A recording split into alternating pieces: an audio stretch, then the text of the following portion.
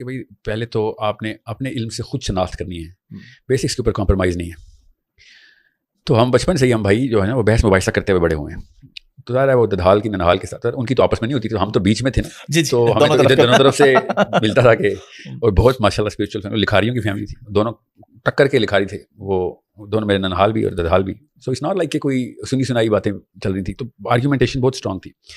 تو میرے اساتذہ نے جب مجھے ساری کتابیں پڑھنے کے لیے ایک ٹریننگ دی, تو توریت سے شروع کی, ابراہیم علیہ السلام سے شروع کی کہانی, توریت سے شروع کی, اللہ کے عیسیٰ ابن مریم علیہ السلام کے جو حواری تھے ان کے فلسفے کی تھوڑی ڈیٹیل ڈسکشن ہوئی. میں بائبل کا بہت تفصیل سے مطالعہ کیا, کئی اینگلز کے ساتھ, اور چاروں میجر ڈینومینیشن کا.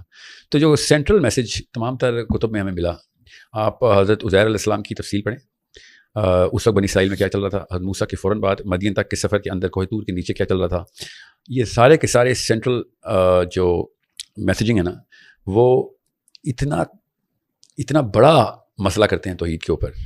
یہ توحید اتنا بڑا ایشو ہے کہ اگر اس پہ آپ نے ہلکی سی بھی نا, باریک سی بھی لائن ڈال دی نا, میں آپ کو حافظ صاحب ابھی بتا رہا ہوں, اور میں بڑی ذمہ داری سے بتا رہا ہوں, کسی کو سوال کرنا ہو ضرور پوچھیں. پاکستان میں, میں پھر آپ کو بڑی ذمہ داری سے بتا رہا ہوں, نام لیے بغیر, پاکستان میں میرے عرب اساتذہ ہیں, اور جس طریقے سے انہوں نے تعلیم دی ہے, توحید کے علاوہ کوئی اور اسٹرکچر انہوں نے بلڈ نہیں کیا تھا. پہلے 8 سال صرف توحید کا اسٹرکچر بلڈ ہوا تھا کہ بھائی یہاں پہ نہیں, نظریے پہ کمپرومائز نہیں ہے, جذباتی مسلمان نہیں ہونا, نظریاتی مسلمان ہونا ہے. تو پاکستان آنے کے بعد مجھے ایک بھی فرقہ ایسا نہیں ملا جس نے توحید میں کہیں نہ کہیں آمیزش نہیں کی ہوئی. میں آپ کو پھر بڑی ذمہ داری سے بتا رہا ہوں. سو جس کو کوئی سوال ہو مجھ سے پوچھ لے, میں مسلمان سمجھتا ہوں سب کو, تو اصلاح کے لیے کہہ رہا ہوں, میں کوئی تانا زنی تو نہیں کر رہا ہوں ادھر.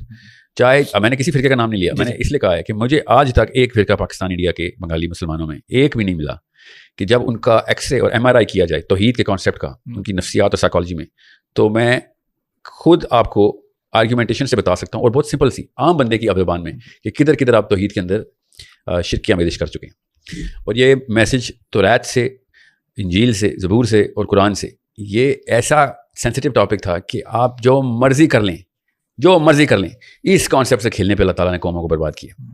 اور ہمیں تو اللہ کے نبی صلی اللہ علیہ وسلم نے خود بتا دیا تھا کہ جو ہر گناہ معاف ہو جائے گا وہاں پہ مسلمانوں کے. تو ایسے اللہ تو جیسے فرشتے نا جیسے بہانے ڈھونڈ رہے ہوں گے کہ یہ بھی کیا تو آ جاؤ جنت میں, یہ بھی کیا تو آ جاؤ, مگر اس کے اوپر تو جو مرضی ہو جائے. میں اسی لیے آج تک کسی گناہگار کو جج نہیں کیا. کوئی بھی بشری کمزوری ہو سکتی ہے, کوئی بیک گراؤنڈ ہوتا ہے, بچپن کی پرائمنگ ہوتی ہے, ہر بندہ اپنے اپنے ماحول سے آتا ہے, پھر سیکھتا ہے, راہ پکڑ لیتا ہے. مگر جب کریڈیبل اسکالرشپ کے نام کے اوپر کوئی کانسیپٹ دیتی ہے نا, تو وہاں پہ عام عوام بچ نہیں سکتی, وہ اس کو اللہ کا کلام سمجھتی ہے.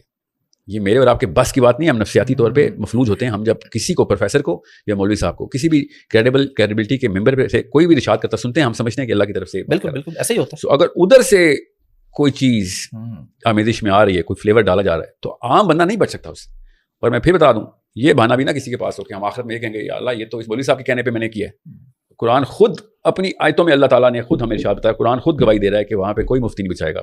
تدبر کرو, ریسرچ کرو کہ یہاں اس کی وجہ سے آپ مشرک کوئی نہیں, سب برات کر دیں گے میں نے ہاتھ پکڑا تھا تیرا, تجھے کیا کتابیں گھر پہ نہیں تھی, کیا تجھے اللہ نے نہیں دماغ دیا تھا ہمیں کوئی. اور ویسے بھی کون ہے جو مفتی صاحب کی پوری کی پوری باتیں مانتا ہے؟ وہاں پہ تو مفتی نے کہنا ہے باقی کی باتیں تو تمہیں مانی نہیں, یہاں پہ آ کے تو سب لوگ اپنی مرضی کی جو مطلب ہوتا ہے. ایون یہاں تک بھی ہوتا ہے کہ آپ نے ایک مفتی کی 4 باتیں سنی, ان میں ایک نہیں پسند ہے, اس میں آپ کا اور نظریہ ہے, وہ ہم دوسرے مفتی کی لے لیں گے جو ہمیں پسند آ رہی ہوتی ہے. بہرحال ابھی کیونکہ آپ کو اس وقت یہاں تک سامعین کے ذہن میں یہ سوال آیا کہ سر وہ آپ سے سوال تو آپ کے خون کا ہوا تھا, آپ نے یہ بات کیوں کی ہے؟ تو میں تو بھروں گا بھی نقوی, میرے بچے بھی نقوی بھریں گے, خون تو نہیں چینج ہونا. مگر یہ جو اہل تشیع, اہل سنہ, یہ مذہبی انٹائٹلمنٹ ہے. نقوی جو ہے نا یہ میری لینیج ہے, یہ میرا قبیلہ ہے. سو یہ آپ کو آسان کر کے بتا دوں, میں کسی بھی لیول کے اوپر توحید کے اوپر کمپرومائز کو میں پوری طریقے سے ریجیکٹ کرتا ہوں, چاہے وہ اہل سنت کی ہو, اہل تشیع کی ہو,